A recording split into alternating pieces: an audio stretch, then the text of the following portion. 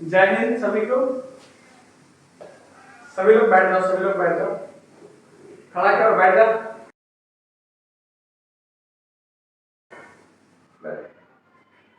बच्चे लोग पिछले क्लास में कहां तक हो गया था? सेक्टर ऑफ इकोनॉमी कंप्लीट हो गया था। चलो फिर से रिवाइज करेंगे सेक्टर ऑफ इकोनॉमी को, फिर आगे बढ़ेंगे।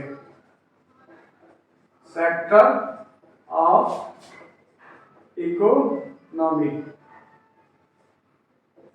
इसको हिंदी में बोलते हैं अर्थव्यवस्था का क्षेत्र। इसको हिंदी में क्या बोलते हैं? अर्थव्यवस्था का क्षेत्र। इसको हमने 3 कैटेगरी दिया था। सेक्टर ऑफ इकोनॉमी को कितने कैटेगरी में बांटा था? 3 कैटेगरी में। पहला स्वरूप के आधार पर, दूसरा शर्त के आधार पर,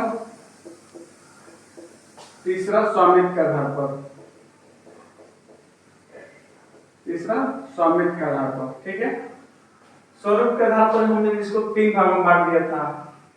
प्राथमिक, द्वितीयक एंड तृतीयक। प्राथमिक क्षेत्र, द्वितीयक क्षेत्र एंड तृतीयक क्षेत्र, ठीक है बच्चे। प्राथमिक क्षेत्र में बच्चे बताया था कि यहाँ पे पैसा बहुत कम है, यहाँ पे क्या है? बहुत ही कम इनकम है। द्वितीय क्षेत्र में क्या है? पैसा है, बट इसमें इसको निर्माण करने के लिए बहुत ज्यादा पैसे की आवश्यकता होती है, बहुत ज्यादा पूंजी की आवश्यकता होती है द्वितीय क्षेत्र में। जैसे किसी कंपनी का निर्माण करना है तो उसमें बहुत ज्यादा पूंजी की जरूरत पड़ेगी। और सबसे ज्यादा पैसा कहाँ पे है बच्चे? तृतीय क्षेत्र में, ठीक है। सबसे ज्यादा पैसा कहाँ है? तृतीय क्षेत्र में। तृतीय क्षेत्र में हम किन किन चीजों को शामिल करते थे? सर्विस सेक्टर, सर्विस सेक्टर, ठीक है। जितने भी हॉस्पिटल हो गए, स्कूल हो गए, कॉलेजेस हो गए, सारे किसमें आ जाते थे? तृतीय क्षेत्र में, ठीक है। समझ में आया? प्राथमिक क्षेत्र में हमने कृषि को शामिल किया था। कृषि, मछली पालन, मत्स्य पालन, ये सब किसमें था? प्राथमिक क्षेत्र में। द्वितीय क्षेत्र में क्या कर रहे थे हम लोग? निर्माण का काम हो रहा था, ठीक है। निर्माण का कार्य हो रहा था, ठीक है। प्राथमिक क्षेत्र में सबसे ज्यादा कम इनकम है। जैसे जैसे किसी व्यक्ति का विकास होते जाता है, जैसे जैसे किसी व्यक्ति का विकास होते जाता है, वो प्राथमिक सेक्टर को छोड़ के कहाँ आ जाता है? तृतीय क्षेत्र में, ठीक है। जैसे पेरेंट्स भी बोलते हैं कि मेरा बेटा बड़ा होके डॉक्टर बनेगा, मेरा बेटा बड़ा होके डॉक्टर बनेगा। आप उनमें से किसी ने सुना है कि मेरा बेटा बड़ा होके किसान बनेगा? नहीं ना। तो वही है, अभी किसान किस में आ जाता है? प्राथमिक सेक्टर में, और डॉक्टर किस में आ जाएगा? तृतीय सेक्टर में। तो वही कहने का मतलब है कि जैसे जैसे किसी व्यक्ति का विकास होते जाता है, वो प्राइमरी सेक्टर को छोड़ के तृतीय सेक्टर में चला आता है, ठीक है। अर्थव्यवस्था में प्राथमिक सेक्टर का कितना योगदान था बच्चों? बताया था, आप बताओ। वेरी गुड, 17%, ठीक है। और द्वितीय सेक्टर का? वेरी गुड, 29%, ठीक है। और तृतीय क्षेत्र का अर्थव्यवस्था में कितना योगदान है बच्चे? वेरी गुड, 54%, ठीक है। समझ में आया? अभी आपसे क्वेश्चन पूछा जाए, अभी आपसे क्वेश्चन पूछा जाए कि किसान कौन से सेक्टर में आएगा? हाँ तुम बताओ। वेरी गुड, किसान किस में आएगा? प्राथमिक क्षेत्र में, ठीक है। बिजली निर्माण, बिजली निर्माण कौन से सेक्टर में आएगा? वेरी गुड, द्वितीय सेक्टर में। पांडे सर कौन से सेक्टर में आएंगे? वेरी गुड, तृतीय सेक्टर में, ठीक है। सर्विस सेक्टर में, सेवा क्षेत्र में कौन आ जाएंगे? जितने भी टीचर्स हैं, ठीक है, वो किस में आ जाएंगे? सेवा क्षेत्र में। सेवा क्षेत्र में मतलब तृतीय सेक्टर में। बहुत बढ़िया। चलिए, अभी शर्त के आधार पर हमने क्या देखा था? शर्त के आधार पर देखा था या तो कंपनी संगठित थी या असंगठित। असंगठित, ठीक है। संगठित का मतलब बताया था बच्चे, जितनी भी बड़ी कंपनियां हैं, जितनी भी बड़ी कंपनियां हैं और सरकारी कंपनियां, वो किसमें थी? संगठित क्षेत्र में थी, ठीक है। जितनी भी बड़ी कंपनियां थी वो किस में रखा गया था? संगठित क्षेत्र में। और सरकारी कंपनियों को संगठित क्षेत्र में। संगठित क्षेत्र में वेतन निश्चित था, ठीक है, समय निश्चित था, ठीक है, और कंपनी की जो शर्तें थी वो निश्चित थी। असंगठित में जितनी छोटी कंपनियां हैं और प्राइवेट कंपनियां हैं वो किस में आ जाती है बच्चे? असंगठित में। सबसे बड़ा असंगठित क्षेत्र कौन सा है? कपड़ा उद्योग। सबसे बड़ा असंगठित उद्योग कौन सा है बच्चे? असंगठित उद्योग, ये बताया था मैंने, ठीक है। स्वामित्व का आधार बच्चे क्या बताया था? या तो कंपनी निजी होगी, या तो कंपनी निजी होगी, ठीक है। निजी को क्या बोलते हैं? प्राइवेट, ठीक है। निजी को क्या बोलते हैं? प्राइवेट। कहीं कहीं प्राइवेट लिमिटेड भी लिखा होता है, पीवीटी लिमिटेड। इसका क्या मतलब होता है प्राइवेट लिमिटेड का? प्राइवेट लिमिटेड जहां भी लिखा है इसमें क्या है? 2 से लेकर 50 पार्टनर हो सकते हैं। 2 से लेकर 50 पार्टनर हो सकते हैं। निजी में क्या है? एक ही मालिक होगा। निजी में क्या है? एक ही मालिक होगा। लेकिन जहां भी प्राइवेट लिमिटेड हो जाएगा वहां पे क्या हो जाएगा?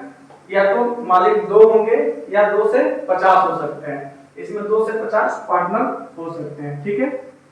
प्राइवेट लिमिटेड में कितना पार्टनर हो सकते हैं? 2 से 50। कहीं कहीं केवल लिमिटेड ही लिखा रहता है, कहीं कहीं केवल लिमिटेड ही लिखा रहता है। इसमें कितने होंगे पार्टनर? 50 से अधिक। लिमिटेड में कितने पार्टनर होंगे? 50 से अधिक, ठीक है। लिमिटेड में कितने पार्टनर होंगे? 50 से अधिक। समझ आया? अच्छा, ठीक है। अभी निजी, और उसका अगला क्या बताया था? सार्वजनिक। सार्वजनिक सेक्टर या पब्लिक सेक्टर। पब्लिक सेक्टर, इसी को हम सरकारी सेक्टर, सरकारी क्षेत्र भी बोलते हैं, ठीक है। निजी क्षेत्र हो गया एंड सार्वजनिक। सार्वजनिक को हम सरकारी या पब्लिक सेक्टर भी बोलते हैं, ठीक है। तीसरा क्या बताया था? संयुक्त। संयुक्त क्षेत्र। संयुक्त क्षेत्र को क्या बोलते हैं? Triple P. संयुक्त में क्या होगा बच्चे लोग? संयुक्त में प्राइवेट प्लस पब्लिक। संयुक्त में क्या है? प्राइवेट एंड पब्लिक दोनों मिलकर काम करते हैं, ठीक है। इसको ट्रिपल पी मॉडल बोलते हैं। Public private partnership, public private partnership, या इसको ज्वाइंट वेंचर भी बोलते हैं, जेवी, ज्वाइंट वेंचर, ठीक है। ज्वाइंट वेंचर, इसको क्या क्या बोलते हैं? पब्लिक प्राइवेट पार्टनरशिप या संयुक्त क्षेत्र या ज्वाइंट वेंचर, ठीक है बच्चे लोग। अभी देखिए ट्रिपल पी में काम कैसे होता है। ट्रिपल पी में काम कैसे होता है? ट्रिपल पी में क्या है? इसमें गवर्नमेंट भी काम करेगी एंड प्राइवेट सेक्टर भी काम करेगी। गवर्नमेंट भी काम करेगी और प्राइवेट सेक्टर भी काम करेगी, ठीक है। जब 2 कंपनियां गवर्नमेंट एंड प्राइवेट दोनों साइन साथ करेंगी तो किसको क्या करना है, किसका क्या रोल है, इसके लिए एक अंडरस्टैंडिंग होना जरूरी है। इसके लिए एक अंडरस्टैंडिंग होना जरूरी है। तो उसके लिए एक हम क्या बनाते हैं? प्राइवेट एंड गवर्नमेंट के बीच में क्या होगा? एमओयू साइन होगा। MOU, memorandum of understanding. Memorandum of understanding, ठीक है। मेमोरेंडम ऑफ अंडरस्टैंडिंग साइन होगा। इस मेमोरेंडम ऑफ अंडरस्टैंडिंग में दोनों का रोल डिवाइड होगा कि ओके प्राइवेट सेक्टर का काम ये है और हमारा काम ये है। मान के चलिए गवर्नमेंट बोल दे कि पांडे सर आप देखिए शिक्षा का बहुत ही बुरा हाल है, कुछ करिए। तो मैं गवर्नमेंट से क्या करूंगा? ठीक है, एजुकेशन का मैं देख लेता हूँ, एजुकेशन को मैं देख लेता हूँ। एजुकेशन में क्या क्या पाठ्यक्रम चलाना है, क्या क्या सिलेबस ऐड करना है, क्या क्या हटाना है, वो मेरा काम है, मैं देख लेता हूँ। स्कूल में खिचड़ी की व्यवस्था आप देख लीजिए, बिल्डिंग निर्माण की व्यवस्था आप देख लीजिए। तो यही सब बातें क्या है? मेमोरेंडम ऑफ अंडरस्टैंडिंग में लिखा रहेगा। मेमोरेंडम ऑफ अंडरस्टैंडिंग में लिखा रहेगा। सेम प्राइवेट लिमिटेड में यहाँ क्या 2 से लेकर 50 पार्टनरशिप हो सकते हैं, ठीक है। तो इनके बीच में, इन पार्टनरों के बीच में भी क्या होगा? मेमोरेंडम ऑफ अंडरस्टैंडिंग साइन कराना बहुत जरूरी है। क्यों? क्योंकि 2 से लेकर 50 लोग हो सकते हैं। इसमें किसी का 30% शेयर डाला होगा, किसी का 50% शेयर डाला होगा। कंपनी में कर्मचारी की नियुक्ति कौन करेगा, कर्मचारी को सस्पेंड कौन करेगा, कर्मचारी को पेमेंट कौन देगा, ये सब किसमें लिखा रहेगा? मेमोरेंडम ऑफ अंडरस्टैंडिंग में, ठीक है। मेमोरेंडम ऑफ अंडरस्टैंडिंग में, ठीक है। आज के डेट में सबसे ज्यादा किसी क्षेत्र का विकास हो रहा है तो किसका विकास हो रहा है? ट्रिपल पी मॉडल का। ठीक है, ट्रिपल पी मॉडल का विकास हो रहा है। ठीक है, ट्रिपल पी मॉडल को क्या बोलते हैं बच्चे लोग? पब्लिक प्राइवेट पार्टनरशिप या जॉइंट वेंचर। ठीक है, पब्लिक प्राइवेट पार्टनरशिप या जॉइंट वेंचर। जैसे मान के चलिए एक रोड बनाना है, एक रोड बनाना है कहां से? दिल्ली से कानपुर, दिल्ली से कानपुर रोड बनाना है। ठीक है, और गवर्नमेंट ने क्या किया? प्राइवेट कंपनी के साथ पार्टनरशिप कर लिया, प्राइवेट कंपनी के साथ पार्टनरशिप कर लिया। प्राइवेट में कौन कौन से हो गया? जैसे मान के चलो टाटा, टाटा, दूसरी कंपनी हो गई श्री सीमेंट। ठीक है, और तीसरा क्या हो गया? गवर्नमेंट खुद हो गई। ठीक है, तीसरी गवर्नमेंट खुद हो गई। अब इन तीनों के बीच में एक एमओयू साइन हो जाएगा, मेमोरेंडम ऑफ अंडरस्टैंडिंग। ठीक है, इस एमओयू में क्या बोला जाएगा कि टाटा कंपनी जो है ये स्टील प्रोवाइड कर दे। स्टील की जो सरिया होती है, जब हैवी रोड बच्चे बनता है तो उसमें मोटी हैवी रोड के लिए क्या रोड में सरिया भी डाली जाती है। ठीक है, जितनी भी रोड लाइटें हैं, जितनी भी रोड लाइटें हैं वो टाटा प्रोवाइड कर दे। सीमेंट क्या है? श्री सीमेंट प्रोवाइड कर दे। ठीक है, और गवर्नमेंट क्या करे? इनको लैंड खरीद के दे दे। ठीक है, मान के चलिए 30% शेयर टाटा ने कर दिया। ठीक है, और अगला 40% शेयर श्री सीमेंट का हो गया। ठीक है, और 30% शेयर गवर्नमेंट का हो गया। टाटा ने क्या किया? स्टील दे दिया और रोड लाइट दे दी। श्री कंपनी ने क्या किया? श्री सीमेंट दे दिया, और गवर्नमेंट ने क्या किया? लैंड खरीद के दे दिया। इन तीनों के बीच एमओयू साइन हो गया। ठीक है, अभी रोड बनने में क्या है? टाटा का तो सरिया बिकेगा ही बिकेगा, रोड लाइट बिकेगी बिकेगी। ठीक है, तो इससे इसको ऐसे ही फायदा हो रहा है, और श्री को सीमेंट बिका उसको ऐसे ही फायदा हो गया। ठीक है, गवर्नमेंट ने लैंड खरीद के दे दिया, ऐसे फायदा हुआ। बाद में क्या है? हर 100 किलोमीटर पे एक टोल टैक्स बना दिया, हर 100 किलोमीटर पे एक टोल टैक्स बनाया। उस टोल टैक्स से जो कमाई हो रही है, उस टोल टैक्स से जो कमाई हो रही है, उस कमाई से क्या है? जैसे श्री का 40% है तो 40% लाभ ये कमाए, 30% लाभ ये कमाए, और गवर्नमेंट के पास 30% है। इससे क्या है? प्राइवेट कंपनियां का सामान भी बिका। ठीक है, हमारे रोड भी बन गए, और कंपनी को फायदा भी हुआ, एम्प्लॉइज को भी फायदा हुआ। ठीक है, तो प्रेजेंट टाइम पे सबसे ज्यादा कहीं विकास हो रहा तो किसका हो रहा बच्चे लोग? ट्रिपल पी मॉडल का। ठीक है बच्चे, अगला क्या बताया था? सहकारी। अगला कौन सा क्षेत्र बताया था? सहकारी क्षेत्र। सहकारी को बोलते हैं कोऑपरेटिव। सरकारी क्या बोलते हैं? कोऑपरेटिव। इसमें क्या है? सरकार जो है डायरेक्ट इन्वॉल्व नहीं होती है। जैसे संयुक्त क्षेत्र में क्या है? सरकार तो डायरेक्ट पार्टनर्स ही बन गई है, बट सहकारी में क्या है? गवर्नमेंट जो है डायरेक्ट इन्वॉल्व नहीं होती है। इसमें सहकारी में क्या होता है? गवर्नमेंट डायरेक्शन गाइडलाइन जारी करती है सरकारी क्षेत्रों को, डायरेक्शन और गाइडलाइन जारी करती है। जैसे आप मान के चलिए गांव में सहकारी बैंक देखा होगा आपने, बहुत सारे लोगों को ग्रुप मिलके सहकारी बैंक बनता है। गांव में मछली पालन होता है, लोग मछली पालन करते हैं। गांव में लोगों को ये मालूम है कि मछली पालन के लिए एक गड्ढा खोद दो, पानी डाल दो, मछली डाल दो, और मछली पालन हो गया। लेकिन सरकार क्या करती है? गाइडलाइन जारी करती है उस मछली पालन के लिए। सरकार का काम क्या है? गाइडलाइन जारी करना थ्रू कोऑपरेटिव, थ्रू सहकारी। ठीक है बच्चे, कि कौन सी मछली है, वो क्या खाती है, उसको सीधा ढलान गड्ढा पसंद है या छिछिल गड्ढा पसंद है, ये काम क्या करेगी? सरकार उनको बताएगी। ठीक है बच्चे, समझ में आया? चलिए आगे बढ़ते हैं।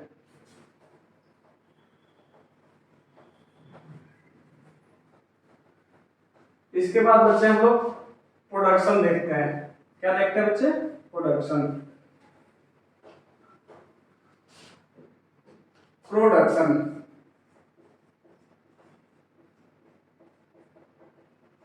प्रोडक्शन को हिंदी में क्या बोलते हैं? उत्पादन। प्रोडक्शन क्या है? किसी चीज का उत्पादन करना, किसी चीज का उत्पादन करना ही प्रोडक्शन कहलाता है। जैसे गेहूं, धान, ये सब क्या है? प्रोडक्शन है। गेहूं धान का हम लोग प्रोडक्शन करते हैं ना, यहाँ भी हम देखिए प्रोडक्शन ही कर रहा है। आप में से कोई यहीं से कलेक्टर बन जाएगा, कोई डीएम बन जाएगा, कोई कुछ नहीं करेगा, कोई जाके दुकान खोलेगा, ठीक है। तो यहाँ पे हम क्या है? प्रोडक्शन ही कर रहे हैं, ठीक है। तो किसी चीज का प्रोडक्शन करना ही उत्पादन कहलाता है, किसी चीज का उत्पादन करना ही, ठीक है। अभी प्रोडक्शन के कितने कारक हैं? फैक्टर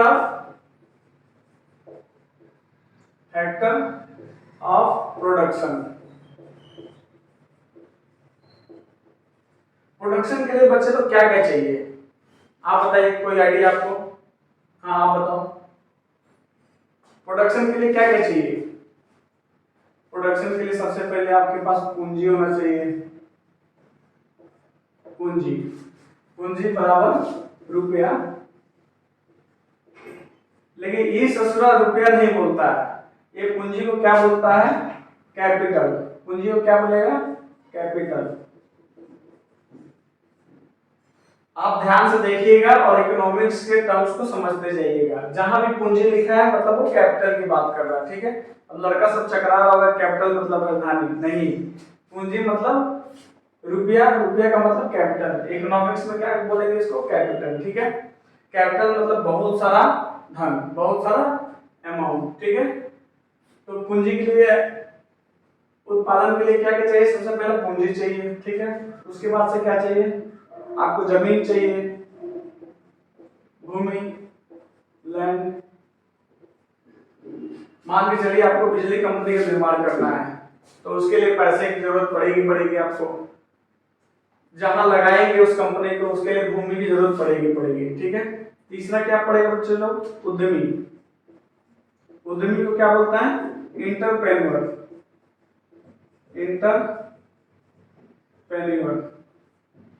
उद्यमी क्या बोलेंगे? इंटरप्रेन्योर। इंटरप्रेन्योर किसको बोलते हैं? इस सारे प्लान को आइडिया देने वाला जो होता है, सारे प्लान का आइडिया देने वाला जो होता है कि निर्माण कैसे करना है, कहाँ करना है, किस तरह से करें कि कंपनी प्रॉफिट में हो, ये उसी को उद्यमी, इंटरप्रेन्योर, आइडिया देने वाला ये क्या होता है? उद्यमी कहलाता है। और चौथा क्या होगा बच्चे? श्रमिक। श्रमिक मतलब मजदूर। श्रमिक मतलब मजदूर। तो किसी भी चीज के प्रोडक्शन के लिए, किसी भी चीज के प्रोडक्शन के लिए हमको ये चार चीज होना बहुत ही मस्ट है। चार चीजों का होना बहुत ही मस्ट। कौन कौन सा? पूंजी, दूसरा भूमि, तीसरा उद्यमी एंड चौथा श्रमिक। ये चार चीज नहीं रहे तो हमारा प्रोडक्शन नहीं हो सकता है बच्चे लोग, ठीक है। अभी पूंजी में क्या है? या तो आपके पास खुद का पैसा हो तो आप निर्माण कर सकते हैं, अदरवाइज पूंजी आप लोन पे भी ले सकते हैं, ये लोन पे भी ले सकते हैं, ठीक है, जिसको ऋण भी बोला जा सकता है, ठीक है। ठीक है, जितने भी बड़े लोग हैं उनका काम सब लोन से ही होता है, वो लोन लेके ही किसी बड़ी कंपनियों का निर्माण करते हैं, ठीक है। तो पूंजी में क्या है? आपके पास खुद पैसा है तो आप निर्माण कर लीजिए, अदरवाइज आप लोन पे भी पूंजी ले सकते हैं। भूमि खुद का भी हो सकता है या रेंट पे भी हो सकता है। जैसे मेरा क्या है, मेरे पास रेंट पे ही भूमि है, ठीक है, मेरे पास खुद की भूमि नहीं है, मेरे पास रेंट की भूमि है, लेकिन मेरे पास क्या है? पूंजी है, ठीक है। इंटरप्रेन्योर मैं खुद हो गया कि मेरे को ऑर्गेनाइजेशन कैसे रन करना है, ठीक है, एक तरह से ऑनर हो गया। उद्यमी को क्या बोल सकते हैं? ऑनर बोल सकते हैं, ठीक है। श्रमिक, श्रमिक क्या हो गए? मजदूर। जो भी इस कंपनी में काम करने वाले होते हैं उन्हीं को क्या बोलते हैं? श्रमिक बोलते हैं। समझ में आया? समझ में आया बच्चे? बहुत बढ़िया। अभी देखिए, इसी के आधार पर हम अर्थव्यवस्था को कई तरीके से बांट सकते हैं। जब उत्पादन के चारों कारकों पर 1 2 3 4 इन चारों पर सरकार का अधिकार हो,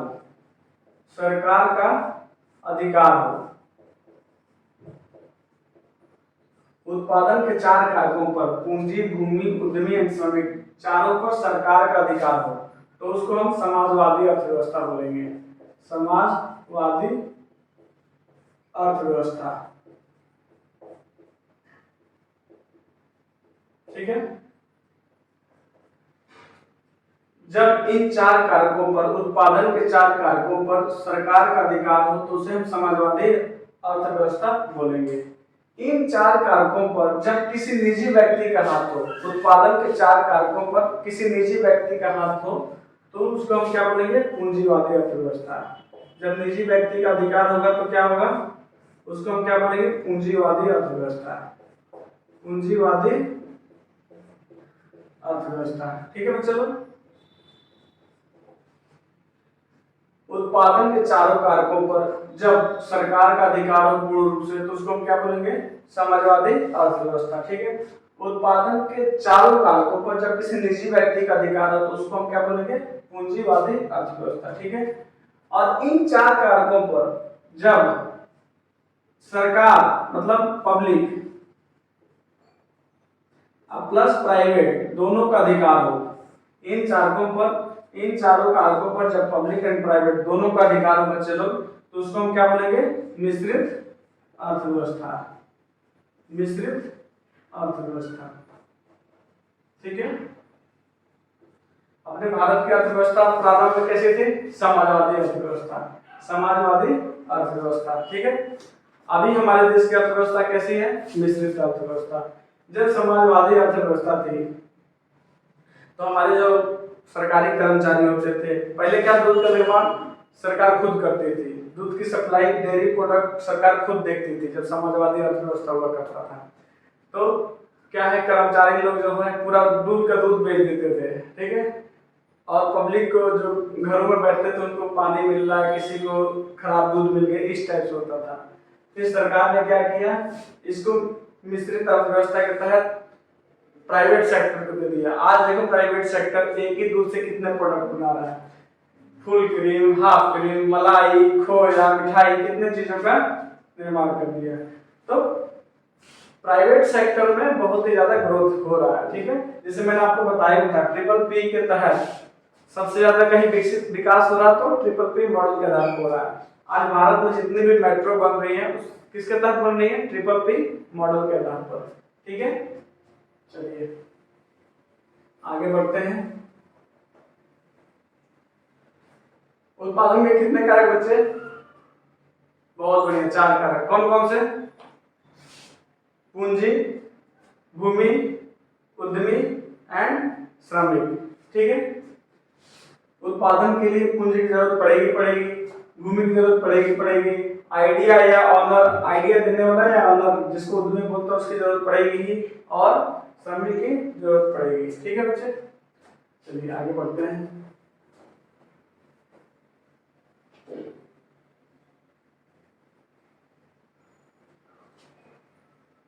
अभी हम देखते हैं बच्चे लोग GDP.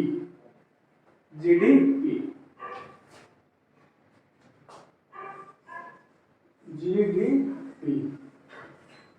Gross domestic product. Gross domestic product, gross का मतलब होता है टोटल। अंग्रेजी में ग्रॉस को क्या बोलेंगे, टोटल, लेकिन इकोनॉमिक्स में क्या बोलेंगे, ग्रॉस। अब आप इकोनॉमिक्स टर्म्स को बिल्कुल समझते रहिएगा। इकोनॉमिक्स में जहां भी ग्रॉस की बात हो रही है मतलब वहां पे टोटल की बात हो रही है, वहां पे टोटल की बात हो रही है। तो जीडीपी मतलब ग्रॉस डोमेस्टिक प्रोडक्ट, मतलब टोटल की बात हो रही है। मान के चलिए आप सब यहाँ पे हैं, ये आप लोग की संख्या कितनी होगी, ग्रॉस होगी। आप लोग का टोटल नंबर ऑफ संख्या क्या है, ग्रॉस में काउंट होगी। ठीक है, इकोनॉमिक्स में इसको ग्रॉस बोलेंगे। लेकिन ये बताइए आप सब में से हमारे काम के हैं, नहीं है, कैसे, इसमें बहुत से सारे होंगे जो फीस नहीं दिए होंगे, बहुत से सारे होंगे जिसका आई कार्ड नहीं होगा, बहुत से सारे होंगे जो बिना एडमिशन के ही बैठे होंगे इसमें, तो वो सब क्या है, मेरे लिए फालतू है। लेकिन जिन्होंने फीस दिया होगा, जिनके पास आई कार्ड हो, जिन्होंने एडमिशन लिया है, वो हमारे काम के हैं। तो कहने का मतलब है ग्रॉस में काउंटिंग आप सभी की हो रही है, ग्रॉस में काउंटिंग आप सारे स्टूडेंटों की हो रही है, लेकिन जिन्होंने फीस दिया है, जिन्होंने एडमिशन लिया है, वही मेरे काम के हैं। तो जो हमारे काम के हैं उसको हम नेट बोलेंगे, जो हमारे काम के हैं वो उनको हम नेट बोलेंगे, लेकिन काउंटिंग सभी की होगी और सभी को क्या बोलेंगे, ग्रॉस बोलेंगे। ठीक है, ग्रॉस समझ में आया? ग्रॉस समझ में आया? मान के चलिए हमारे भारत देश में सारी कंपनियां भारत की कंपनियां हैं जो निर्माण कर रही हैं, लेकिन विदेशी कंपनियां भी भारत में आके चीजों का निर्माण कर रही हैं, चीजें बना रही हैं, तो काउंटिंग उनका भी ग्रॉस में होगा। ठीक है, भारत के अंदर जो भी कंपनियां हैं निर्माण कर रही, चाहे वो विदेशी हो चाहे खुद की हो, सबकी काउंटिंग किसमें है, ग्रॉस में होगा। बट हमारे काम कौन से आएंगे, जो हमारे देश की खुद की कंपनियां हैं जो भारत में निर्माण कर रही हैं। काउंटिंग तो ग्रॉस में सभी को होना है। ठीक है, सर है gross domestic product. What is GDP? मतलब किसी देश में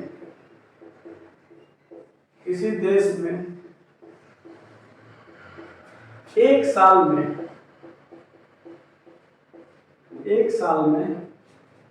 उत्पादित समस्त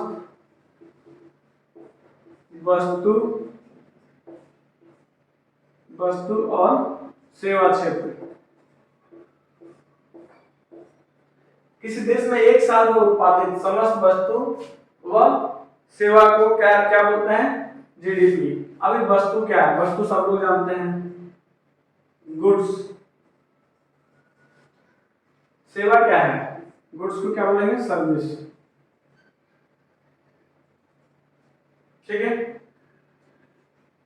जो चीजें हम देखते हैं, जो छू सकते हैं, उसको हम क्या बोल सकते हैं, गुड्स। और सर्विस क्या है, जिसको फील किया जाए, जैसे मैं पढ़ा रहा हूँ, इसको क्या है, आप फील कर रहे हैं, फील कर रहा हूँ, किसमें चला जाएगा, सर्विस में। ठीक है, हम आपको जो पीडीएफ देते हैं वो किसमें चलेगा, पीडीएफ किसमें चला जाएगा, वस्तु में। ठीक है, दुनिया में कोई भी चीज या तो सजीव है या तो निर्जीव है। दुनिया में कोई भी चीज या तो सजीव है या निर्जीव है। फिजिक्स में क्या है, कोई भी चीज या तो मैटर है या एनर्जी है। उसी तरह इकोनॉमिक्स में कोई भी चीज या तो गुड्स है या तो सर्विस है। इकोनॉमिक्स में कोई भी चीज या तो गुड्स है या तो सर्विस है। तो कहने का मतलब है किसी भी देश में एक साल में उत्पादित समस्त वस्तु एवं सेवा को ही क्या बोलते हैं, हम ग्रॉस डोमेस्टिक प्रोडक्ट बोलते हैं। ठीक है, जीडीपी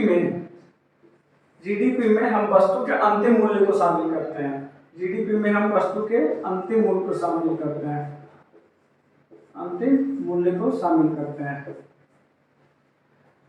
ठीक है, एग्जाम में जो एग्जामिनर होते हैं ना, एग्जाम में क्या ऑब्जेक्टिव क्वेश्चन आते हैं। ठीक है चलो, लेकिन क्या है, एग्जामिनर जो पेपर सेट करता है वो ये जानना चाहता है कि बच्चे को कहाँ तक कितना डीप नॉलेज है।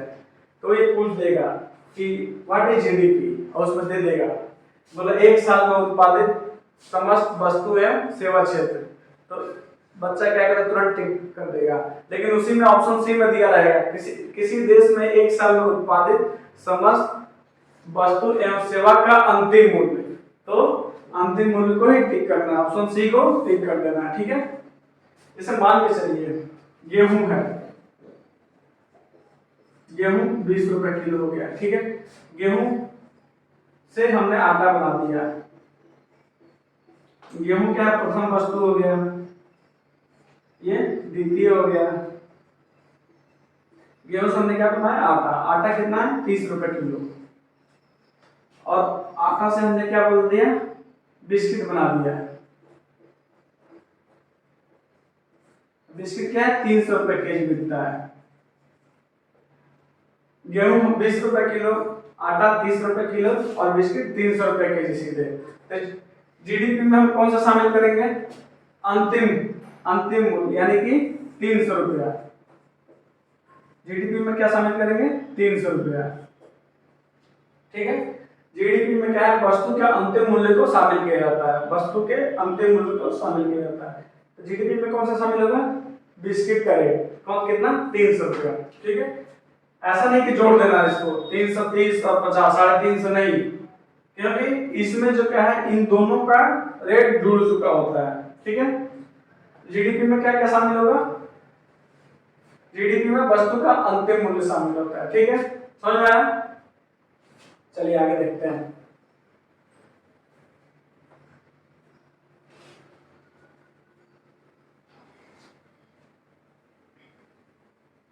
मान के चलिए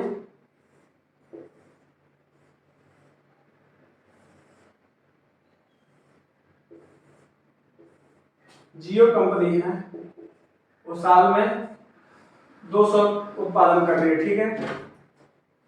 जियो कंपनी साल में 200 उत्पादन कर रही है। एलजी कंपनी जो है, एलजी कंपनी जो है वो साल में 300 उत्पादन कर रही है।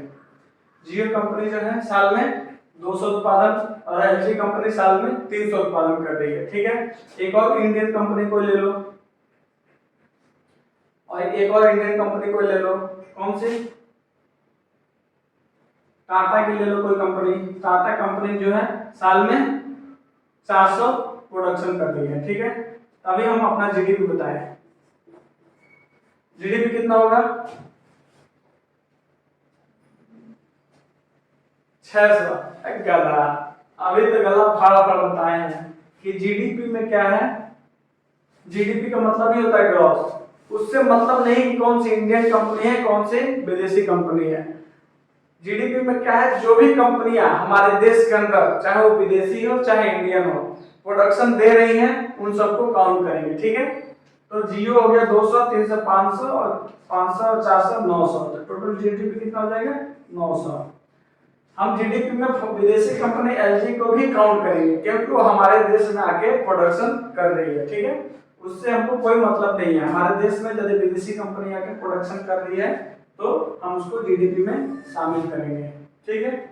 मान के चलिए कोई राम रहीम हो गया, रहीम विदेश में 100 रुपए कमा रहा है, तो इस 100 रुपए को हम अपने जीडीपी में शामिल करेंगे, हाँ शामिल करेंगे नहीं, क्यों, क्योंकि ये विदेश में कमा रहा है।